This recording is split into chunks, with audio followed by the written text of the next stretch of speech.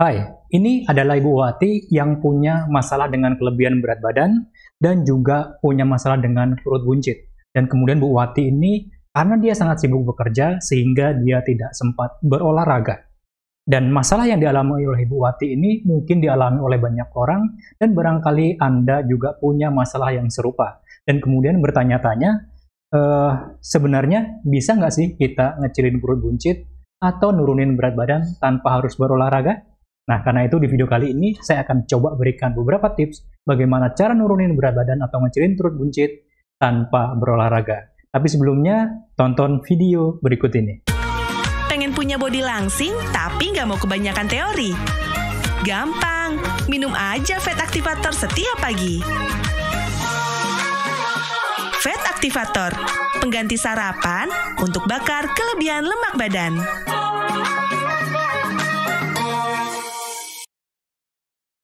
Halo semua, jumpa lagi dengan saya Dika Mahendra dari dietmentoring.com, sebuah kelas online yang akan membimbing Anda bagaimana cara melakukan diet yang sehat agar Anda bisa turun berat badan 4-9 kilo hanya dalam waktu 30 hari saja. Jadi untuk Anda yang ingin mendapatkan pendampingan langsung dari saya, silakan bergabung, buka websitenya www.dietmentoring.com. Oke, sahabat-sahabat sekalian, banyak sekali orang-orang yang punya masalah dengan kelebihan berat badan dan juga perut yang buncit, tetapi mereka ini sangat sibuk sekali bekerja, sehingga hampir tidak punya waktu untuk berolahraga. Dan kemudian mereka mencari solusi dan kemudian juga bertanya-tanya, sebenarnya bisa nggak sih kita nurunin berat badan atau ngecilin perut buncit tanpa harus berolahraga? Dan Anda mungkin juga bertanya dengan pertanyaan yang serupa. Karena itu di video kali ini saya akan mencoba berbagi tips atau berbagi cara tentang cara ngecilin perut buncit tanpa berolahraga. Jadi sambil saya menerangkan, teman-teman bisa melihat slide yang saya tampilkan di layar LCD berikut ini ya. Ini teman-teman, ketika kita bicara tentang apakah bisa nurunin berat badan atau ngecilin perut buncit tanpa berolahraga, maka kita harus tahu sebenarnya kontribusi olahraga dalam nurunin berat badan atau ngecilin perut buncit itu seberapa banyak.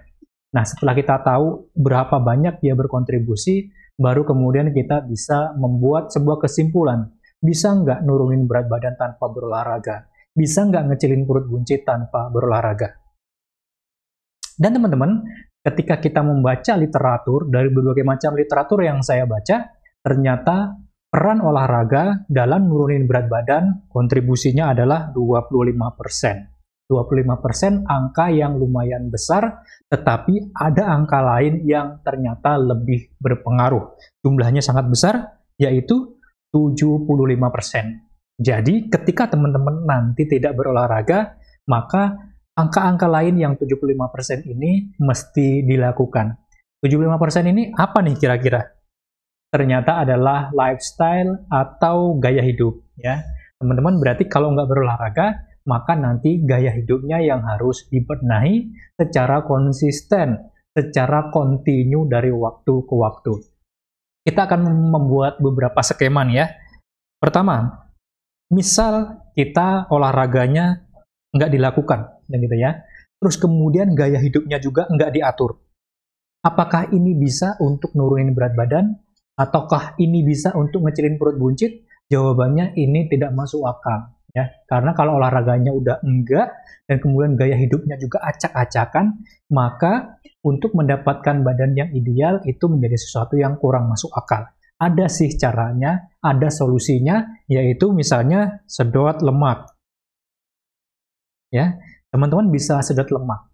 Akan tetapi, kalau kemudian olahraganya enggak, kemudian gaya hidupnya enggak diatur, maka sedot lemak ini hanya akan berlaku tidak sampai 1 tahun mungkin. Di bawah 1 tahun, tubuh masih akan terus memproduksi lemak badan, sehingga lemak yang disedot itu kemudian akan diproduksi lagi. Jadi diisi ulang, disedot terus diisi ulang. Jadi itu akan terjadi. Maka ini bukan solusi yang sangat bagus untuk teman-teman. Sekarang skema yang kedua, kita berolahraga tetapi kemudian gaya hidupnya itu tidak diatur. Apakah ini bisa? Jawabannya tentu saja ini sangat bisa. Karena apa? Karena peran olahraga itu 25% dan gaya hidup itu 75%. Tetapi karena peran olahraga itu 25%, maka potensi untuk berhasil juga kurang lebih hanya 25% gitu. Artinya Anda bisa berhasil selama olahraganya ini dilakukan secara intens, bukan olahraga kecil-kecil, bukan olahraga yang pendek-pendek, yang ringan-ringan, apalagi hanya dalam waktu yang temponya sedikit. Jadi kalau Anda tidak mau mengatur gaya hidup, Anda hanya ingin mengejar dari olahraga, maka olahraganya harus olahraga yang lebih intensif. Misalnya seminggu 4-5 kali nge-gym gitu ya. Tapi kalau olahraganya cuma seminggu sekali, apalagi ini olahraganya cuma jalan kaki atau jogging tipis-tipis, maka itu tidak akan cukup untuk mencapai berat badan yang diinginkan. Lalu skema yang berikutnya, yang ketiga, yaitu olahraganya enggak, dan kemudian gaya hidupnya itu yang diatur. Ini yang lebih relevan dengan topik yang sedang kita bahas, yaitu tentang nurunin berat badan atau ngecilin perut tanpa berolahraga. Jawabannya apakah ini bisa? Kalau secara statistik seharusnya bisa, karena peran olahraga 25% dan peran mengatur gaya hidup itu 75%. Tetapi ya gaya hidupnya ada sesuatu yang nggak boleh ditawar kalau memang nggak mau berolahraga. Gaya hidupnya itu mesti dilakukan secara ketat, secara konsisten, dan juga dalam waktu yang lebih lama. Nggak bisa hanya mengandalkan 1 minggu, 2 minggu, atau 1 bulan, 2 bulan, begitu ya. Lalu yang terakhir, ini olahraganya dijalankan, dan kemudian gaya hidupnya juga dijalankan. Ini tentu adalah yang paling ideal, karena Anda bisa mencapai berat badan yang ideal, kesehatan yang optimal, karena 75% plus 25%. Nah, dari skema-skema ini, kalau kemudian kita bertanya ya, karena kontribusi olahraga dalam mendapatkan berat badan yang ideal itu 25%, maka bisakah kita nurunin berat badan atau ngecilin perut buncit tanpa berolahraga? Jawabannya tentu bisa. Bisa sekali, tetapi dengan catatan, yaitu gaya hidupnya harus dilakukan secara ketat, secara konsisten, secara sustain, artinya dalam waktu yang relatif lama, begitu ya. Itu konsekuensinya. Karena dari 4 pilihan tadi semuanya punya konsekuensi. Dan teman-teman, ketika kita bicara tentang gaya hidup atau gaya hidup sehat, itu banyak hal yang harus dipertimbangkan gitu ya. Ada banyak hal yang harus diperhatikan. Karena gaya hidup sehat itu nggak hanya melulu tentang apa yang dimakan atau apa yang nggak boleh dimakan dan lain sebagainya. Gaya hidup itu melingkupi banyak hal. Ya, gaya hidup itu melingkupi yang pertama adalah pola makan. Pola makan berarti harus diatur. Kalau nggak mau berolahraga, pola makannya harus diatur. Dan pola makan ini juga, teman-teman nggak bisa mau makan apapun, kapanpun, dan sebanyak apapun artinya ya. Jadi, teman-teman harus mengerti apa yang harus dimakan dan apa yang nggak harus dimakan dan lain sebagainya. Dan pola makan teman-teman itu nggak hanya mencakup tentang apa yang boleh dan nggak boleh, karena itu hanya sekedar words ya. Apa yang dimakan dan apa yang sebaiknya nggak dimakan itu semuanya adalah words. Ada yang lebih penting juga dari pola makan itu selain what you eat, yaitu when you eat, atau kapan sebaiknya Anda makan. Jadi teman-teman harus ngerti juga kapan waktu yang tepat untuk makan. Karena makan itu nggak hanya sekedar pada saat bangun tidur Anda makan, pada saat siang Anda makan, itu semuanya adalah kebiasaan-kebiasaan yang kita lakukan tanpa alasan.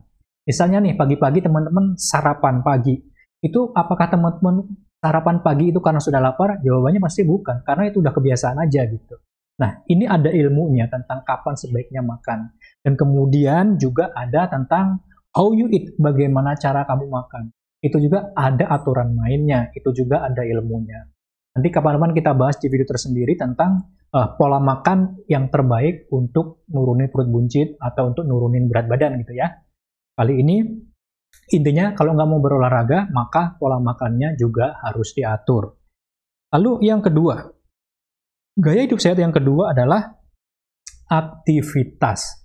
Aktivitas ini banyak teman-teman mendefinisikan sebagai olahraga ya. Menurut saya enggak. Aktivitas itu nggak harus berolahraga. Aktivitas itu berarti Anda lebih banyak bergerak, ya, nggak mager, nggak rebahan, nggak terlalu banyak duduk dan lain sebagainya.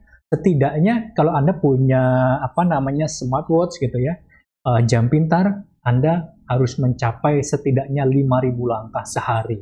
5.000 langkah itu ya entah Anda jalan kamar mandi, entah Anda jalan ke depan, entah Anda jalan ke Indomaret, entah Anda ngelilingi komplek dan lain sebagainya, itu semua tergolong activity.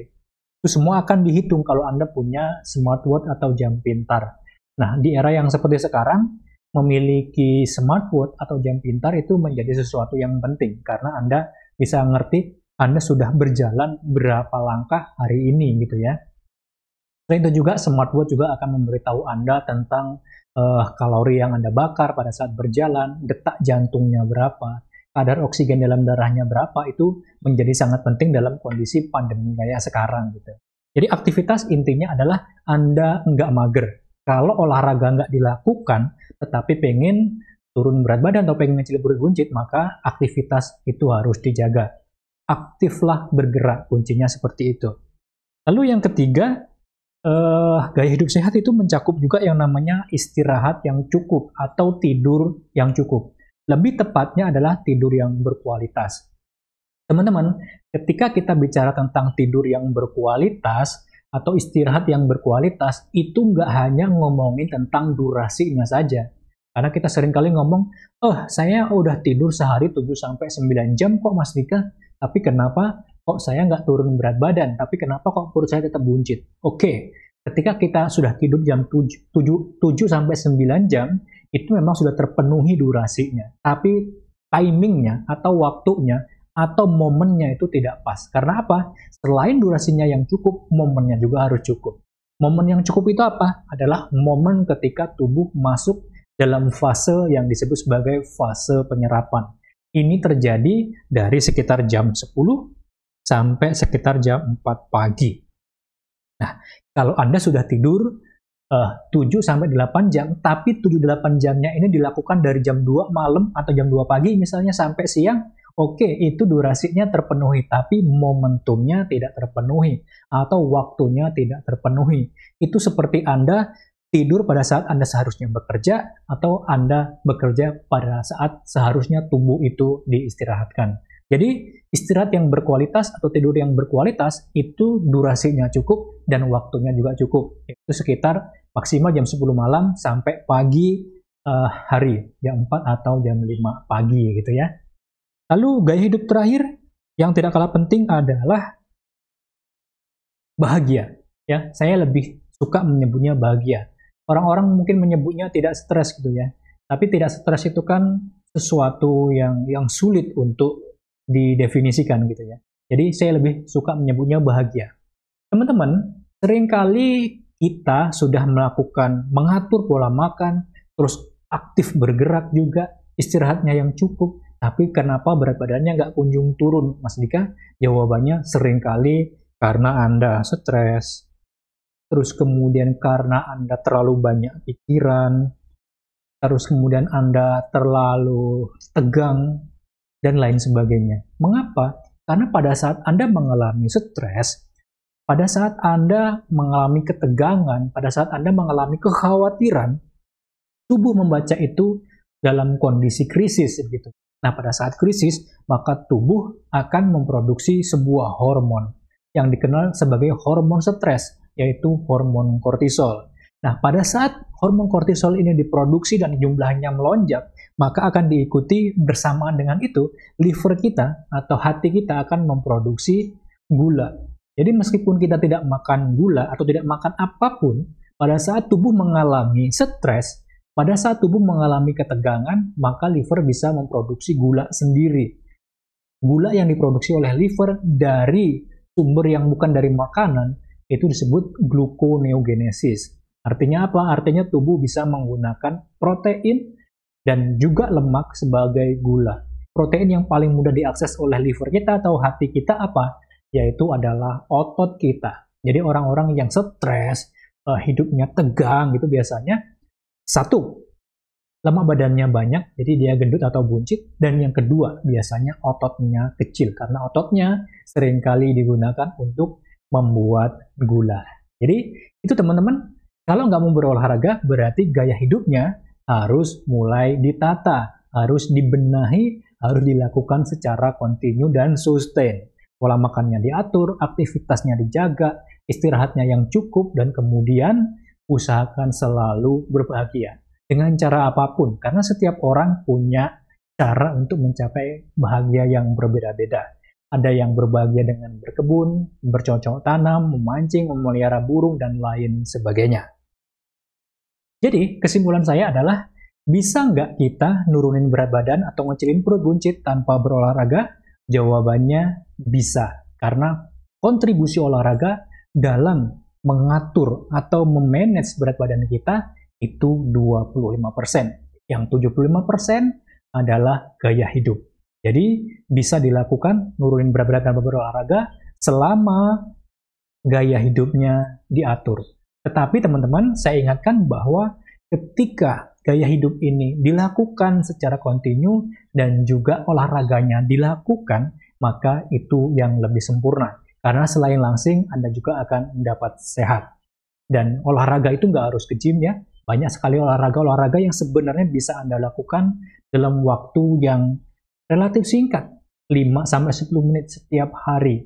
Dan itu semua tidak membutuhkan alat, itu semua bisa menggunakan badan Anda. Jadi Anda bisa mencari jenis-jenis olahraga yang menggunakan body, seperti ngeplank misalnya, seperti workout misalnya, seperti squat, dan lain sebagainya.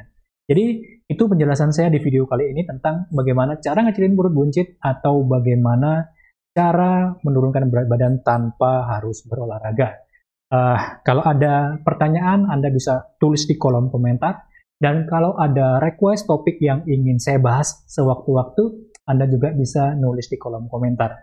Sampai jumpa di video berikutnya. Saya Andika Maharendra. Assalamualaikum warahmatullahi wabarakatuh. Pengen punya body langsing tapi nggak mau kebanyakan teori?